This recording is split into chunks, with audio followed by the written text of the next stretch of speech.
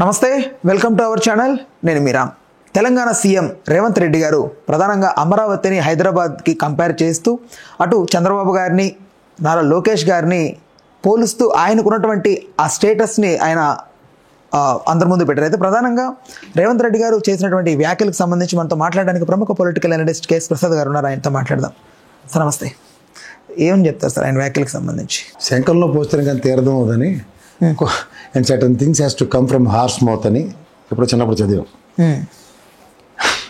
గతంలో అమరావతి నిర్మాణానికి కేసీఆర్ గారు ఔదార్యం చాటుకుంటూ ఒక 500 కోట్లు ఏదో ఇస్తానన్నప్పుడు అక్కర్లేదు, మా సామర్థ్యం, సెల్ఫ్ సస్టైన్డ్ ఇవన్నీ మాట్లాడిన చంద్రబాబు గారు ఇవాళ తన ఆయనలోనే తన చేతి కిందే అని కానీ ఒక రాజకీయాల్లో తెలుగుదేశం పరంగా విలువిద్యలు నేర్చుకున్న ఒక కేసీఆర్ గారు కానీ ఒక అమరావతి అన్న విషయంలో ఒక ఔదార్యం అండ్ ఇవాళ రేవంత్ రెడ్డి గారు మాట్లాడిన తీరు రెండు కంపేర్ చేస్తే గురువుని మించిన శిష్యులు తెలంగాణలో ఉన్నారని మాత్రం 100% ప్రూవ్ అయింది.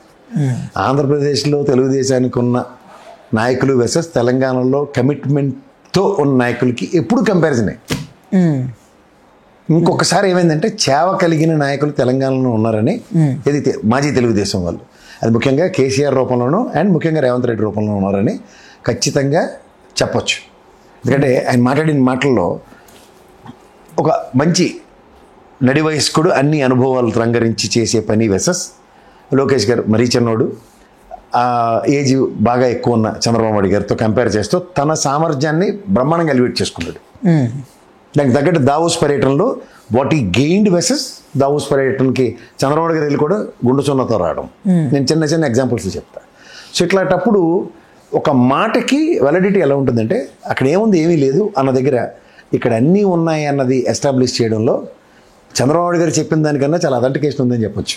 ఇది రేవంత్ రెడ్డి గారు చెప్పిన దాంట్లో ఇది హైదరాబాద్ నేనే చేశానని చెప్పే దగ్గర ఇవాళ ఒక కాంగ్రెస్ అనే ముఖ్యమంత్రి చైర్లో కూర్చొని ద లెగసీ ఆఫ్ కాంగ్రెస్ని రైట్ నౌ కాంటెంపరరీ పాలిటిక్స్లో కాంగ్రెస్ అండ్ తెలుగుదేశం కంపారిజన్స్లో ఎయిర్పోర్ట్ మేమే కట్టాం, ఔటర్ రింగ్ రోడ్ మేమే కట్టాం, అది కూడా రాజశేఖర రెడ్డి గారు, అండ్ ఈవెన్ హైటెక్ సిటీ అన్నది కూడా నేదురుమల్లి జనార్దన్ రెడ్డి గారు పునాదులు వేస్తే మీరు కంప్లీట్ చేయొచ్చేమో అన్న అయిపోతుంది కదా మాట్లాడిన ఉదంతంలో సైబరాబాద్ నిర్మాణం నేనే చేశానని చెప్పుకునే చంద్రబాబు గారికి ఖచ్చితంగా గొడవలపెట్టి సమాధానం చెప్పాడు ఆయన.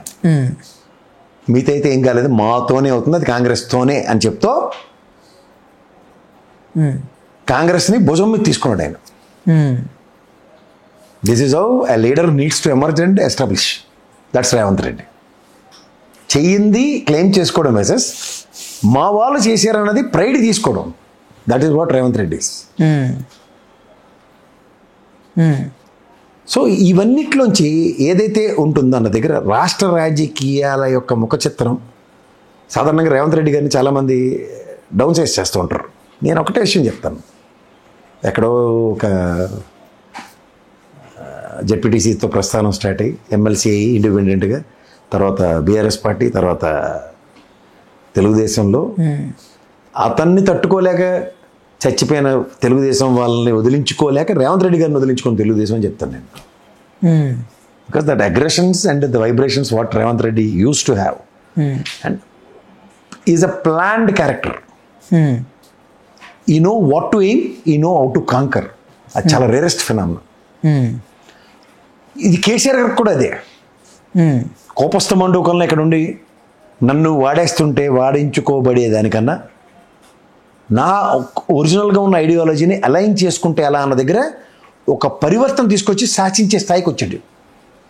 అది రేవంత్ రెడ్డి గారికి కేసీఆర్ గారికి ఉన్న కంపారిజన్ ఏంటంటే ఏడపడ్డమో అక్కడ లేచి చూపించిన తర్వాత పడిన ప్లేస్ కనుమరుగైపోయింది అది తెలుగుదేశం. మీరు గమనించండి. సో అలాంటి దగ్గర ఏమవుతుందంటే ఉండేలు దెబ్బ అంటారు. అది కేసీఆర్ అండ్ రేవంత్ రెడ్డి కూడా నీకు తగ్గట్టుగా అంటే replacement of chief minister Telangana ఏర్పడిన తర్వాత జరిగిన తర్వాత కూడా తెలుగుదేశానికి ఇంకా అదే చేతావని ఉందన్నది రేవంత్ రెడ్డి గారి మర్మం. అంటే మీరు even after your best try చేసినా యూ విల్ నెవర్ సక్సీడ్ అన్నది compare to Hyderabad and compare to Telangana అన్న దగ్గర మీ లేని ఉనికిని ఎస్టాబ్లిష్ చేసుకోవడానికి మీరు చేస్తున్న ప్రయత్నంలో మీ వల్ల మాకు ఉనికి రావచ్చు రాజకీయంగా, బట్ ఉనికి ప్రాంతానికి వస్తే ఉనికికి ముప్పు ప్రాంతం మీ వల్ల వస్తే నెవర్ ఎవర్ అన్న కన్సిడరేషన్స్ కేసీఆర్ లెగసీని రేవంత్ రెడ్డి కంటిన్యూ చేస్తాడని చెప్పాలి. ఇందులో it's very simple lines and with lot of meaning. చాలా చాలా బ్రహ్మాండంగా ఆర్టికులేట్ చేశాడు ఆయన. గ్రేట్ గోస్ టు తెలంగాణ గడ్డ. Tolerance to an extent, beyond it never ever అన్నదానికి రేవంత్ రెడ్డి గారు మాటలు. ఆచరణ అన్నది ఉంటుంది చూడండి. ఆచరణ సాధ్యం కానివి ఏం చేయడం నీతి అయితే ఆచరించి చూపించడం ద లెగసీ ఆఫ్ తెలంగాణ. చేత దయించి కంపేర్ చేసుకోక ఎప్పుడు అన్నది ఇండైరెక్ట్ హింట్ చంద్రబాబు నాయుడు గారికి. దట్ ఈస్ రేవంత్ రెడ్డి గారు. సాధారణంగా గురువుని మించిన శిష్యుడు ఈ కథలు చెప్తూ ఉంటారు. బట్ పౌరుషాల గడ్డ తెలంగాణకున్న ఐడెంటిటీ ఏంటంటే తన్ని తాను ప్రొటెక్ట్ చేసుకోవడంలో తెలంగాణ మించింది లేదు. అది ముఖ్యమంత్రి చైర్ అన్నదానికి ఒక డిఫరెంట్ వైబ్రేషన్స్ ఉంటాయి. That's what Revanth Reddy is, that's what KCR is. లేని దగ్గర ఐడెంటిటీ క్రైసిస్ అంటే just like Sharmila, just like కవితమ్మలాగా చంద్రబాబు గారు ప్రయత్నిస్తారన్నది చెప్పకనే చెప్పేశాడు ఆయన. సో ఇట్లా మీరు గమనిస్తూ వెళ్తే ఇప్పుడు సింపుల్ సెంటెన్స్లో కొన్నిటికి చాలా చాలా చాలా అంతర్లీనంగా చాలా చాలా ఉంటాయి. అది ఆ రెస్పెక్టివ్ చైర్కున్న పవర్. ఆ చైరే రెస్పెక్టివ్ చైర్ అని అంటారు. దేని అంటారంటే ముఖ్యమంత్రి చైర్. అందులో మీరు చూడండి తొవ్వలేదు, వెనకాల తలగడా లేదు అని కూర్చుంటున్నాడు చూడండి రేవంత్ రెడ్డి గారు. చాలా మంది చాలా అండర్మైన్ చేస్తారు ఆ చైర్ ఏంటని, కంపారిటివ్గా పాత ముఖ్యమంత్రులు ఇలాంటివన్నీ కంపేర్ చేస్తారు. బట్ ఆ చైర్లో కూర్చున్నవాడు వన్నీ తీసుకురావడం ఉంటుంది చూడండి, వాడే ప్రాంత పరిరక్షకుడు. ఇది రాజరిక వ్యవస్థ కాదు. ప్రజాస్వామ్యంలో ప్రజల మనసు గెలిచి ఎవడైతే ఎన్నుకోబడతాడో ఆ ప్రాంత ఔదార్యాన్ని పరిరక్షించడానికి రక్షకుడు కూడా ఉంటాడు, వాడే ముఖ్యమంత్రి. అది ఇంకొకసారి రిపీట్ చేసి చూపించాడు రేవంత్ రెడ్డి. ఖచ్చితంగా ఆయన గౌరవించవలసింది ఈ ప్రాస్పెక్ట్లో అయితే. ఇక్కడ ప్రతిసారి అర్హత ఉందా లేదా అన్న ప్రశ్న కన్నా యాజ్ ఇఫ్ అన్నట్టు ఓన్ చేసుకుంటున్న దగ్గర ఇది తెలంగాణ గడ్డ, గత ముఖ్యమంత్రి అయినా ఈ ముఖ్యమంత్రి అయినా నేనైనా సరే దీని విషయంలో మీ కంట్రిబ్యూషన్స్కి ప్రతిసారి చెక్మేటే. అది ముఖ్యమంత్రి రూపంలోనే ఉంటుంది. అది నేనే పాతగాయల్ని మళ్ళీ రేపొద్దు అన్న కోణంలోనే చెప్తున్నారు. ఎప్పుడైతే క్లైమింగ్ అన్నది అట్నుంచి జరుగుతుంది అనుకోండి, గతంలో దురాక్రమణ అంటాం, యుద్ధాలు అవి చేసి దురాక్రమించుకున్నట్టు ఆక్రమించుకునే వ్యవస్థలను చూసాం. అక్కడ ఏమవుతుందంటే ప్రతిసారి 25 హైదరాబాద్ నేను నిర్మించాను, హైదరాబాద్ నా వల్లనే ప్రపంచం తెరబడిపోయిందన్న మాటలని తెలంగాణ గడ్డలో ఎవడు నిజంగా ఏం పని చేశాడు అనేది బేరీ చేసుకున్నారు. బేరీ చేసుకున్నప్పుడు ఆన్సర్లు ఎక్కడి నుంచి రావాలి? ప్రాపర్ ఎక్స్ప్లెనేషన్సే కదా. కేసీఆర్ని నమ్మి 2 సార్లు ఇచ్చారు, ఇవాళ రేవంత్ రెడ్డిని నమ్మిని 3వ సారి ఇచ్చారు. ఈ ముగ్గురు కన్విన్సింగ్ యాటిట్యూడ్ అంటే 2 సార్లు కేసీఆర్, ఒకసారి ముఖ్యమంత్రి గారు రేవంత్ రెడ్డి గారు కన్విన్సింగ్ యాటిట్యూడ్ అయి ఉండాలి. మా గడ్డని నిజంగా పరిరక్షించిన వాళ్ళు ఎవరో వాళ్ళనే గుర్తించండి. మీకు చూడండి, కాంగ్రెస్ గవర్నమెంట్ ఇలా రాగానే రాజశేఖర రెడ్డి గారిని how they are owning it, because Telangana గడ్డలో అతని యొక్క కంట్రిబ్యూషన్స్ ఆర్ చరిత్ర, నా భూతం నా భవిష్యత్.